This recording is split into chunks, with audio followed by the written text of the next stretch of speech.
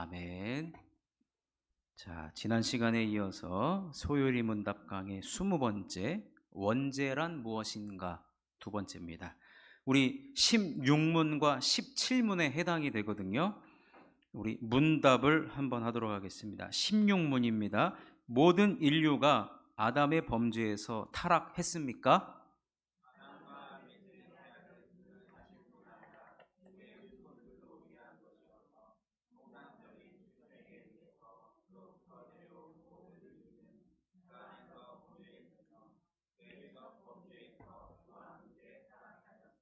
17문입니다. 타락이 인류를 어떤 상태로 이끌었습니까?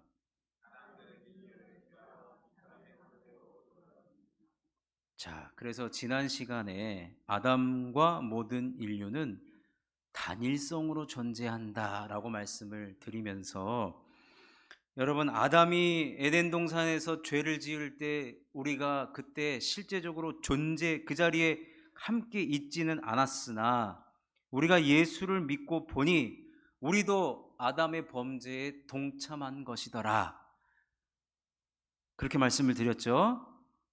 그리고 예수 그리스도께서 십자가에 못 박힐 때도 마찬가지로 우리도 주님과 함께 우리의 옛자를 십자가에 못 박는 그런 사건이 벌어졌다. 이게 왜 그러느냐?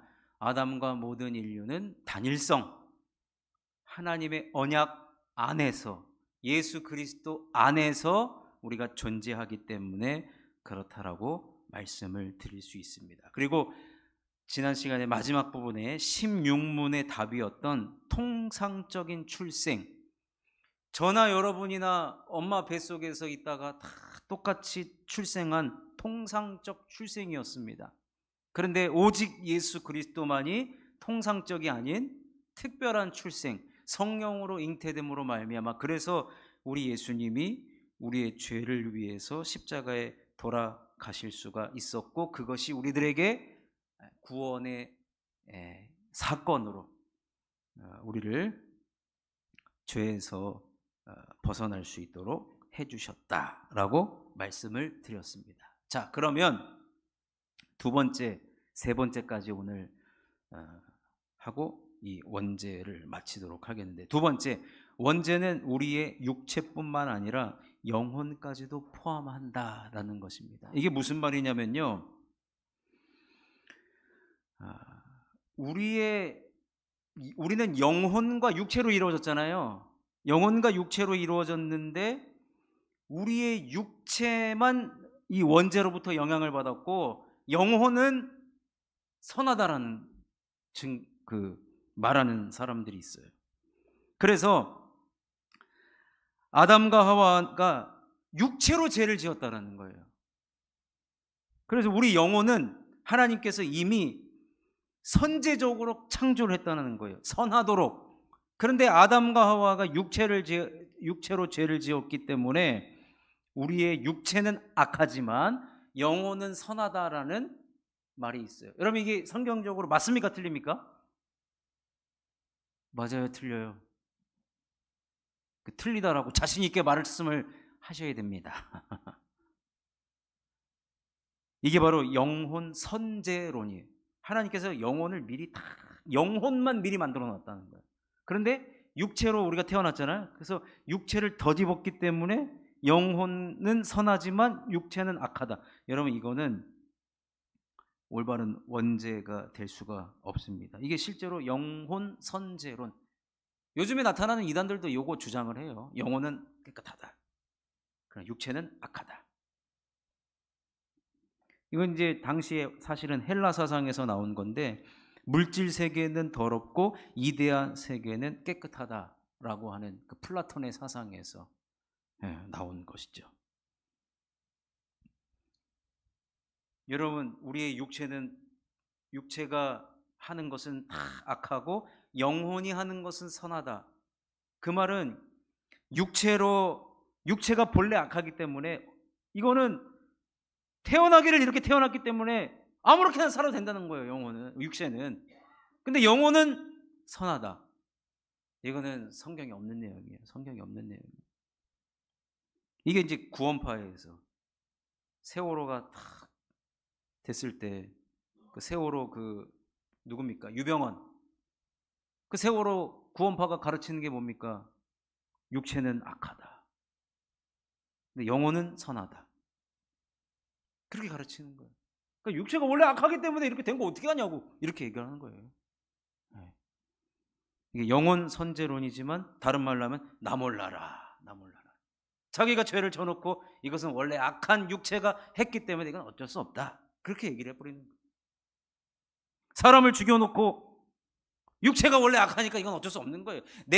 이런 사람들이 있어요. 피의 문제다. 여러분, 근데 제가 지난 시간에 말씀드렸잖아요. 가게에 흐르는 저주는 있다 없다?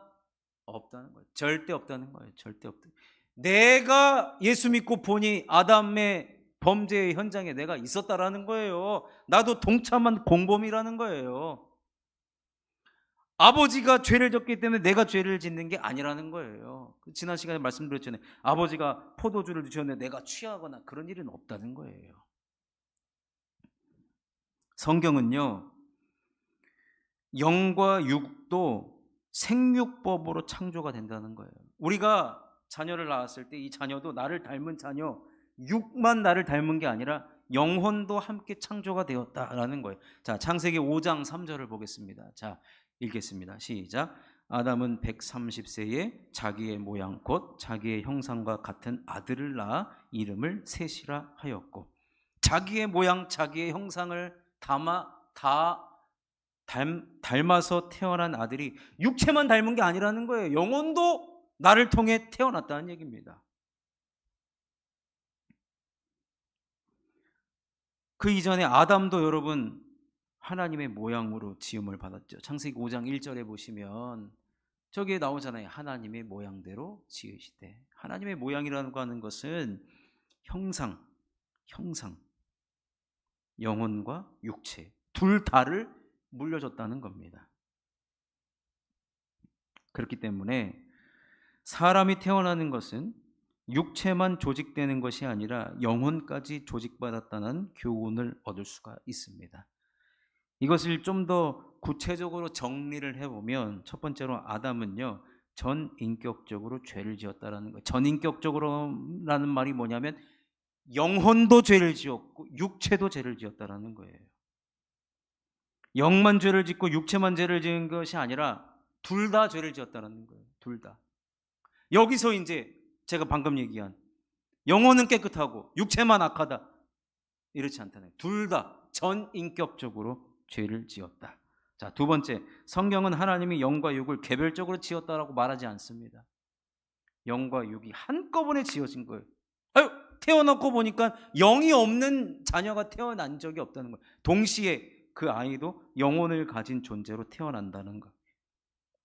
창세기 1장 26절과 27절이 그 증거입니다. 우리의 형상을 따라 우리의 모양대로 우리가 사람을 만들었어요. 저기에 영과 육을 구별한 적이 없어요. 자, 세 번째로 만약 아담이 육체의 아들만 낳았다면 자기 형상과 모양과 같은 아들을 낳았다고 말할 수가 없습니다.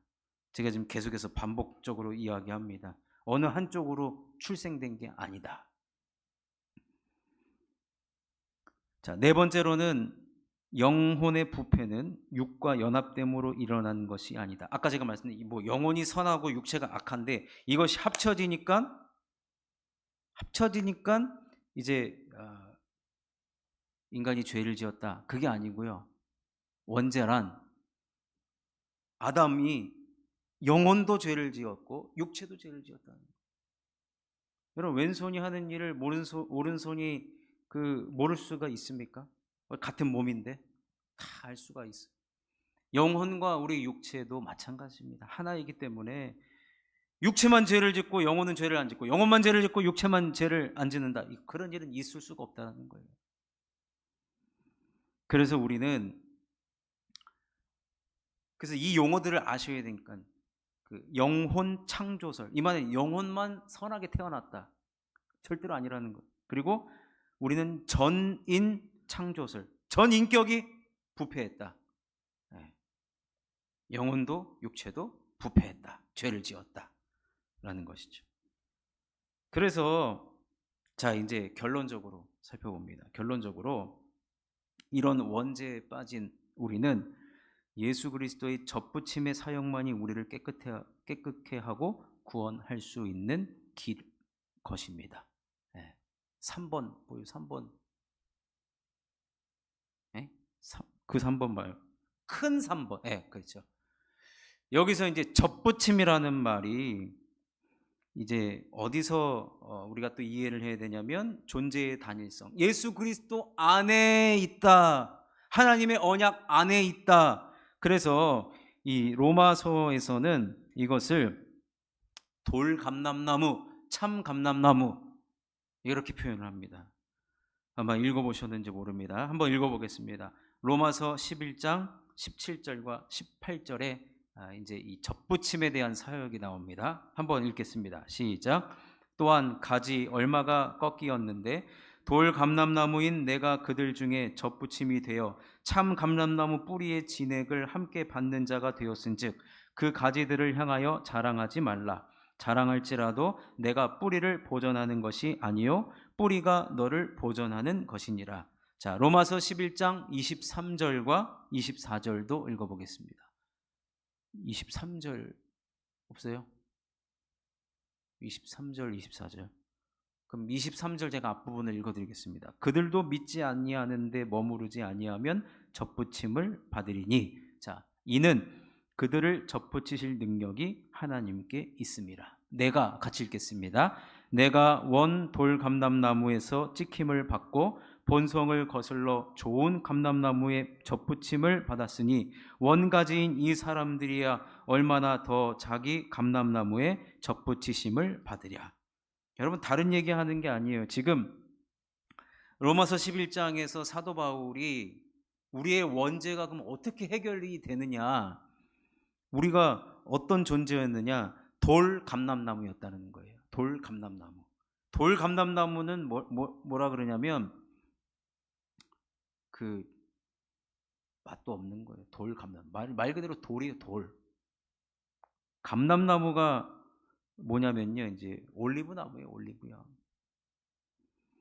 근데 돌 감람나무, 거기서 나온 열매는 아무것도 짜게 쓸모가 없는 거예요. 그런데 이 돌 감람나무 말고 참 감람나무가 있어요. 근데 돌 감람나무인 우리의 인생이 원죄로 인하여서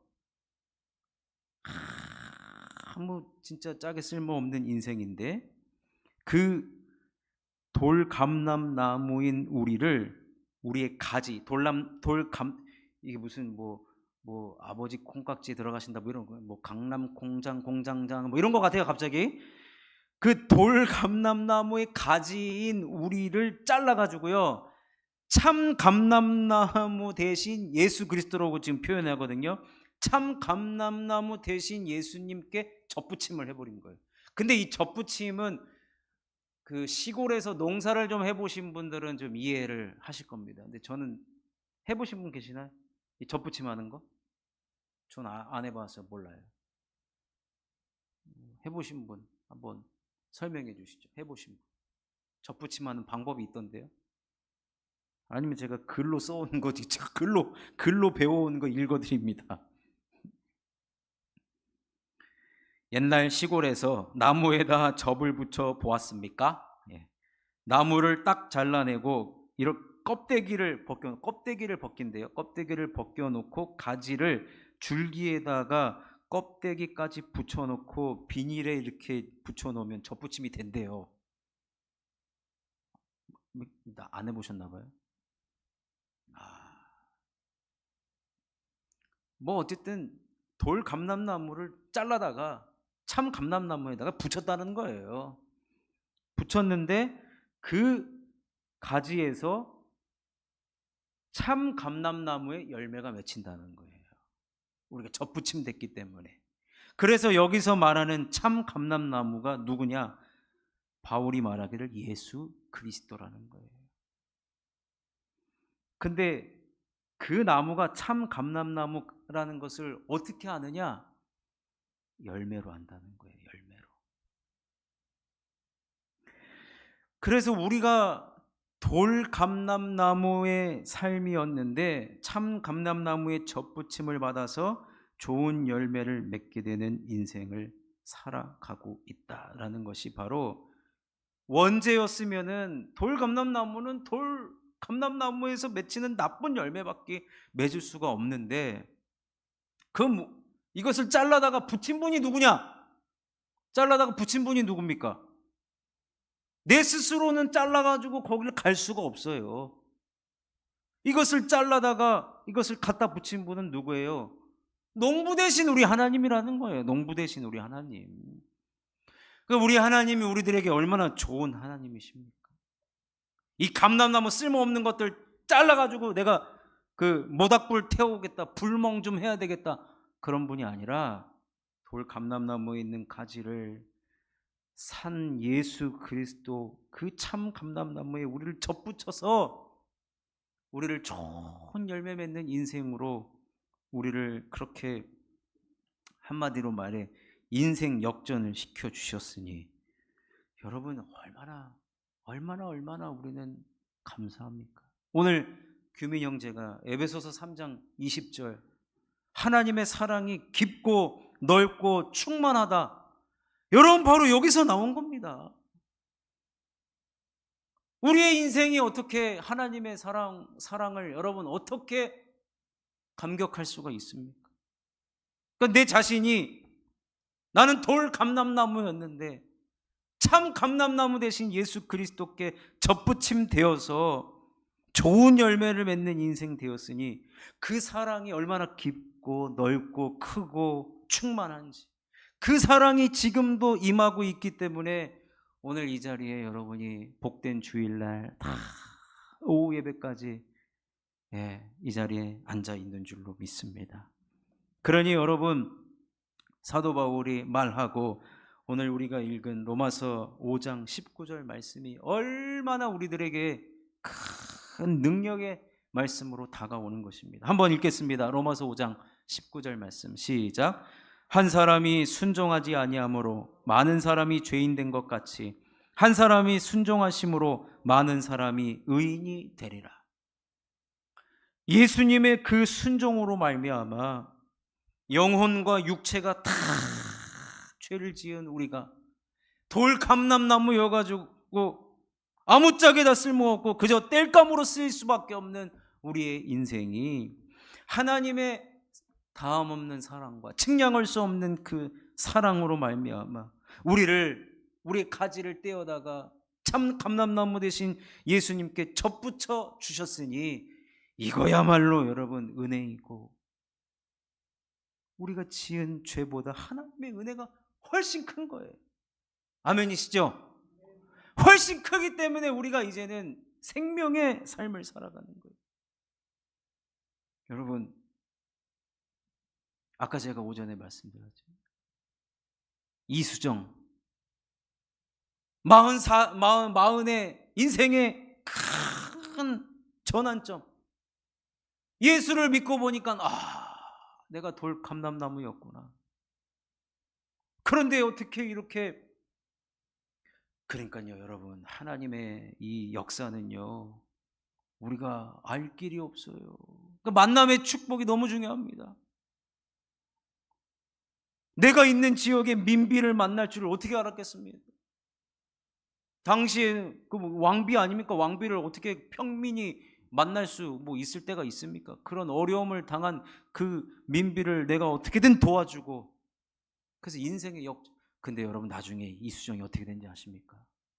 여러분 이수정의 결말, 그때 신사유람단 갔다 온 사람들 다 괴아파라고 해가지고 다 죽어요. 네. 그렇지만 이수정이 남긴 그 신앙의 유산이 어마어마한 것 아닙니까? 언더우드가 왔다니까요. 언더우드. 참. 우리 장로교는 언더우드가 제물포에 먼저 발을 디뎠다라고 주장을 하고, 저 감리교 선교사였던 아펜젤로는 그 다음에 밟았다고 주장을 해서 한국교회 장자권을 장로교에 있다라고 하거든요. 믿거나 말거나 하지만 어쨌든 언더우드가 와가지고 연희 전문 학원을 세우고 나중에 피어선대학교 지금 평택대죠. 거기 총장을 역임하시고 그 언더우드 때문에 여러분 미국과 호주, 영국, 서양에서 수많은 사람들이 그 이후에 들어와요. 얼마나 돌감람나무였던 인생이 만남의 축복으로 인해서 참 감람나무가 되었는지 모릅니다. 그러니 우리가 예수님께 접붙임 바 된 것에 여러분 무한 감사를 우리는 해야 될 뿐만 아니라 거기서만 머무는 것이 아니라 이제는 이 원죄를 알았기 때문에 이 원죄를 아는 만큼 예수 그리스도의 은혜도 우린 더 크게 아는 것입니다. 죄를 알면 알수록 우리의 받은 은혜가 더 크고 크다는 것을 더 우리는 알게 될 것이니 은혜 받은 자로서 죄 용서 받은 자로서 이제 참 감람나무에 접붙임 바 되었으니 이제는 우리가 죄의 길을 선택하는 것이 아니라 어떻게든지 생명을 전달하고 살리고 다른 사람들도 그리스도께 접붙임 바 된 인생을 살아가도록 쓰임 받아야 되지 않겠습니까, 여러분? 그러니 우리가 받은 구원, 우리가 받은 용서, 우리가 받은 사랑, 여러분 그것을 여러분 삶 속에서 주님의 크신 사랑과 은혜를 깊이 있게 묵상하심으로 말미암아 우리가 살아가는 동안 한 사람이 순종하심으로 많은 사람이 의인이 된 것처럼 여러분들의 순종과 여러분들의 결단과 여러분들의 그 간절함과 그 비전의 사람으로 하나님 앞에 쓰임받고 주님께 영광 올려드리는 그런 귀한 참 감람나무에 접붙임 받은 저와 여러분이 되시기를 주님의 이름으로 축원합니다.